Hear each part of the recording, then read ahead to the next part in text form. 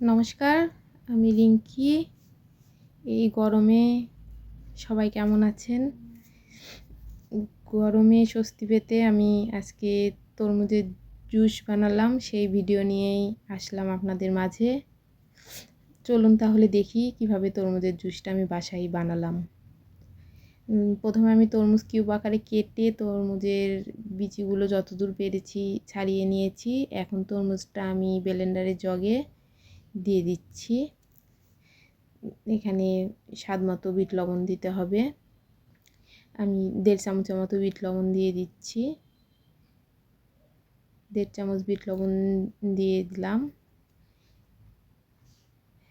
আর আমার তরমুজটা বেশ মোটামুটি মিষ্টি ছিল, সেই জন্য আমি এখানে 3 চামচ চিনি দিয়ে দিলাম। আর যদি তরমুজটা মিষ্টি না হতো তাহলে আরেকটু বেশি চিনির পরিমাণটা আরেকটু বেশি লাগতো। এখন এখানে আমি আইস কিউব দিয়ে দিচ্ছি।